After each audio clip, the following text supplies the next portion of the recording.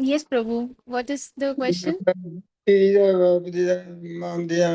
Mataji, this is purely my query, my question, my thinking. I was just thinking that instead of trying to understand or digest all these theoretical, philosophical knowledge, which may not be possible for me, if I simply try to keep always Krishna in my mind, chant Hare Krishna Mahamantra, and proceed to the best possible as per the guidance given by Gurudev, will that be enough? That is exactly what Mahaprabhu is saying here. And why this is important, why Mahaprabhu is explaining all this, because the Mayavadi philosophers, they are ignorant about this knowledge. And similarly, why we are reading this is so that if sometimes we are faced with such persons, now we don't need to get into any argument or debate or um, because for a devotee their time is precious. For a devotee, they want to engage their mind, body, words, their soul, everything in the service of Krishna. Because our time is precious, we understand that any moment death can come. But at the same time, if we are not aware of these things, then it is very easy that any moment a Mayavadi can come, because Mayavadis are very strong with their Mayavad philosophy, and they will speak so eloquently that even the strongest devotee, if they are little bit weak or if their knowledge is not strong, because there are three categories of devotees. One are neophytes, one are madhyamadikaris, and one are the third is the uttamadikari. Neophytes means those who come into Krishna consciousness. They like something, they are getting some enjoying it, or maybe they are getting some benefits and results, therefore they are in the movement. But as soon as there is an unfavorable situation, or they do not like to be under somebody's guidance, because somebody will tell me how to do something or what to do, what not to do, so they like to be by themselves. As I want, I will be, and when I don't want, I will not be here. So for such devotees, and also their specific characteristic is that they have faith, or they have more attraction towards the deities of the Lord, but they do not have faith or attraction towards the devotees of the Lord. These are the characteristics of a neophyte.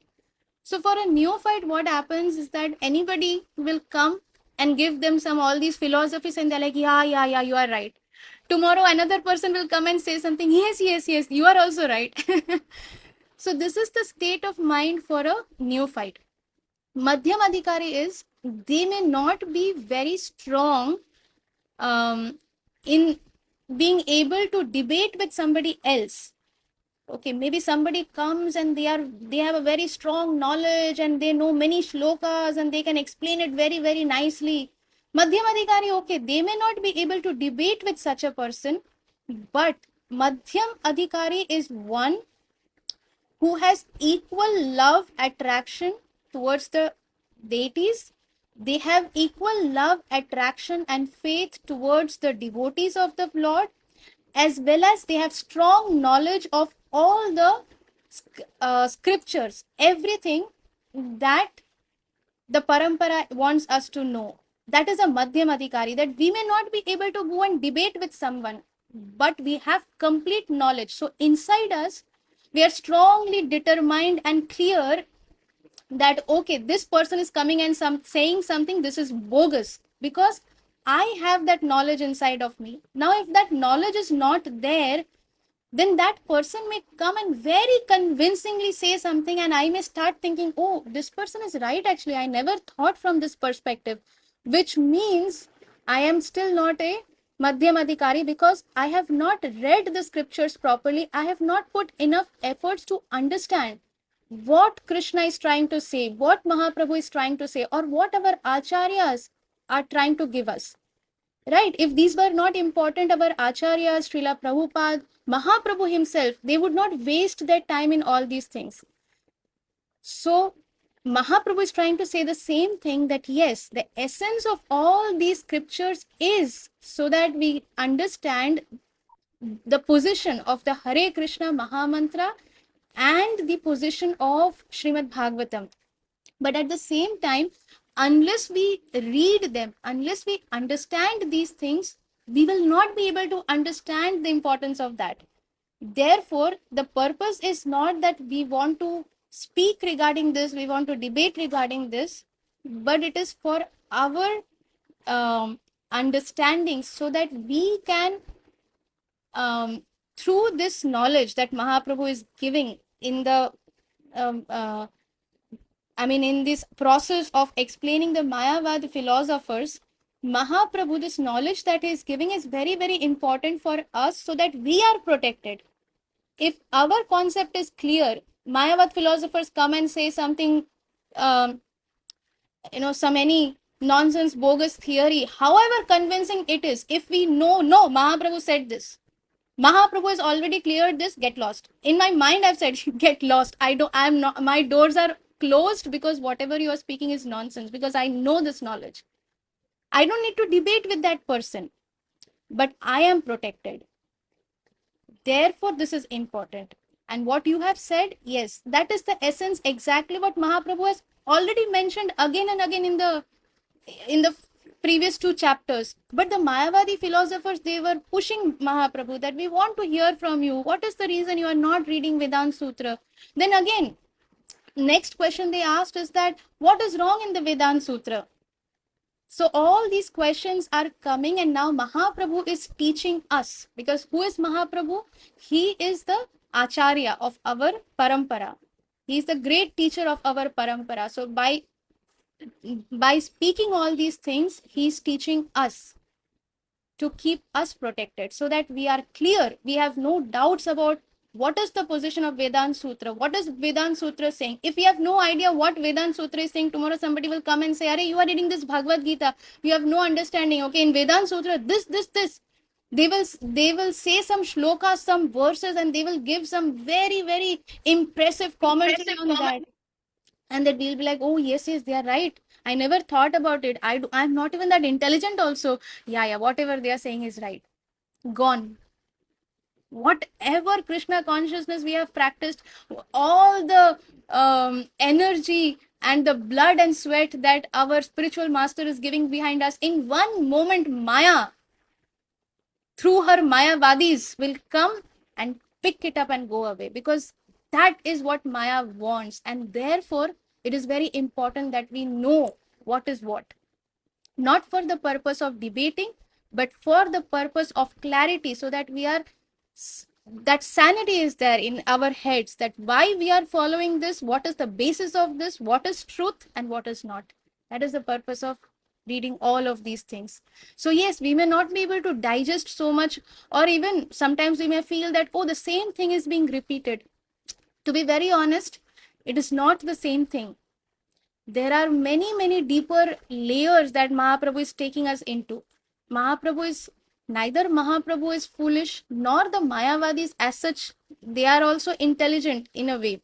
They are foolish because they are ignorant, but they are not foolish on this gross level that Mahaprabhu has to repeat the same thing again and again. So if we try to understand, there are many layers of deeper levels in this. So there is a purpose why all this has been spoken. And we never know at what time we will be faced by such Mayavadis. Sometimes our own mind can play a game with us. So therefore, it is very, very important. Although we may not be able to digest or remember all these things, it is not necessary. While we are reading this, what happens is that the mercy, because we are reading the direct words of Mahaprabhu, the words that have emanated from the lotus lips of Mahaprabhu is what we are reading now. And just by reading them, we are becoming recipients of greatest mercy. We may or may not understand what is being said. We may or may not be able to digest what is being said. But all this is Shabda Brahma, which is constantly purifying us. Otherwise, somebody can ask, what is the need to read Srila Prabhupada books? If we do not read Srila Prabhupada books, the philosophy will not be clear. And without philosophy, whatever we are practicing will have no basis. It has no basis. And anyway, whatever devotional service we are doing, what is the value of any of it? It is nil, it is zero. So, therefore, philosophy is very important so that we do not become a sahajiya. Philosophy is very important so that we do not become sahajiyas. And at the same time, devotional service is very important so that we do not become mayavadis. Without devotional service, we are mayavadis, and without philosophy, we are sahajiyas. Is that clear, Prabhu? Yeah, I got you, Mata. Yeah. So it's a very, very good question, actually. Very, very important question, and and it is very important for all of us, whoever we are participating in this reading session, so that our purpose is clear. What is the point of participating in the reading session? It is not the 15 minutes, okay, we are reading some book, not for some time pass, because we have some free time, okay, we will join. It is not for that purpose. The question that Lokamon Prabhu has asked has actually brought out the very purpose of why we are doing this reading session. And the purpose of the reading session is not that, okay, teachings of Lord Chaitanya book is over, so our reading session is over. No, the purpose is that we want to continue reading Srila Prabhupada books to till the end, the last breath of our life, because that is where the actual mercy is hidden. Everything else that we think that we are doing is all simply byproducts of what Srila Prabhupada is giving us through these books. Everything else is byproduct. So therefore, it is very, very important. So thank you, Prabhu, for asking this question, because many of us, in fact, I was also having this thought in my mind that I want to ask everybody that, okay, what do you think is the purpose of doing this reading session? And your question has actually pushed me to answer that very query, the very thought that I was having. So thank you very much, Prabhu. So I hope it is clear for everybody why we are doing this reading session. What is the importance? We may think that, oh, all this is so difficult. We will not even remember, we cannot digest, and it is something going beyond my head. Even if one drop out of all of these things has entered in my head, and from my head, if it enters into my heart, that is success. That is success of reading this book, because that one drop will do wonders that is inconceivable by us. We cannot calculate what wonder it is going to do, because we are all on the material platform, and what we are reading is everything on the spiritual transcendental platform. So thank you very, very much, dear devotees, and I hope if I have spoken anything wrong or anything confusing, then please forgive me. And I hope this helps everyone. Hare See, Krishna. Mataji, Uh-huh. Mataji, besides reading, Mm-hmm. the way you have been explaining us for so long, it is so nice, so deep. We we all are very, very grateful to you, Mataji, and there is no word to thank you. I can only say that I want to thank my Guru Maharaj for giving me all of your association and giving all of us this opportunity that we are able to value this in whichever capacity, in our own capacity, we are all coming together. And so that whatever I'm hearing, I'm just trying to transfer. And to be very honest, in between whatever I'm hearing and whatever I'm transferring, I can only say that all of these things are very, very powerful. It will bring us realizations at some point of time. And if we are not getting realizations, this is, I'm sharing something out of context here, maybe, but this is very much in context with our spiritual life. If we are not getting any realizations, if we are feeling that we are doing all these devotional practices, I'm listening to classes, I'm doing my chanting, but if we feel that still everything is very dry, I don't feel any, there is nothing that I'm feeling, then we really, what we need to do is we should actually pray to our deities. We should pray at the lotus feet of Srila Prabhupada, and we should pray intensely at the lotus feet of our spiritual master to to shower that mercy, that causeless mercy through which we can start getting realizations. Because without realizations, everything will remain dry. And as soon as we start getting realizations in Krishna consciousness, that is what will really surcharge us in all our activities in this Krishna consciousness. Everything. Whether we fail or pass, it will not make a difference, but it will just keep surcharging us. That is like something. So, realization is very important. We are not getting realization means somewhere there is lack of gratitude in us. So, we have to make points. How am I, like, whenever we have this question answer or anything, or in the end, usually we ask after the class, okay, if there are any questions or comments. I have always seen that Lokaman Krishna Prabhu will always raise his hand. If he has a question or not, he will always comment that it was a very nice class and it was very.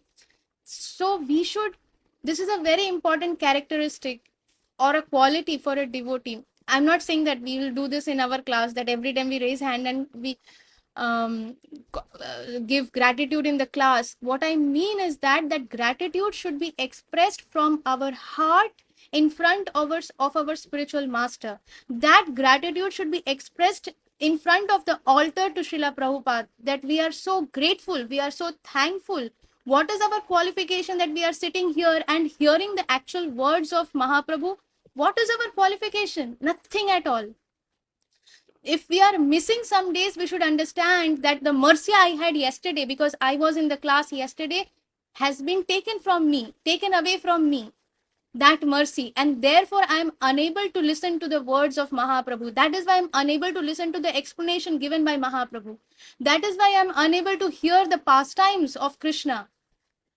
And if someday we are able to attend the class, we should be grateful that you have given this mercy upon me, you have showered this mercy upon me, that I am able to hear the class, whatever little I have understood, maybe just one pinch of it, whatever takeaway I have had.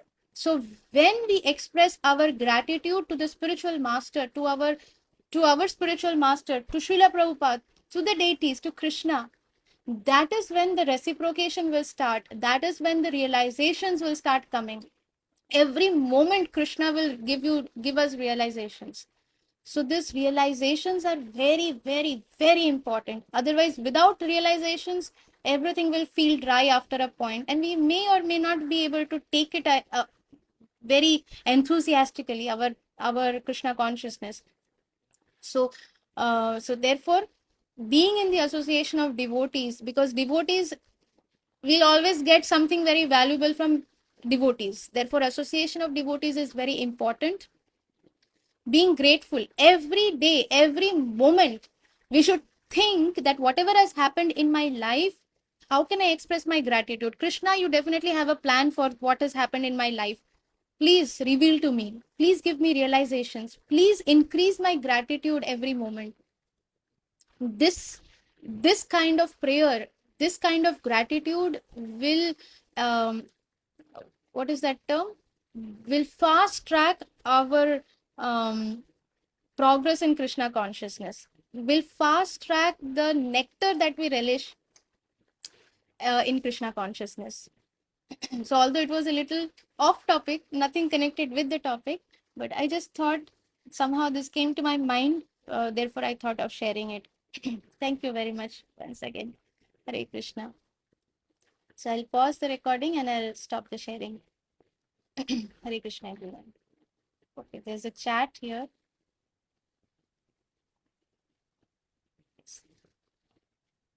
All right.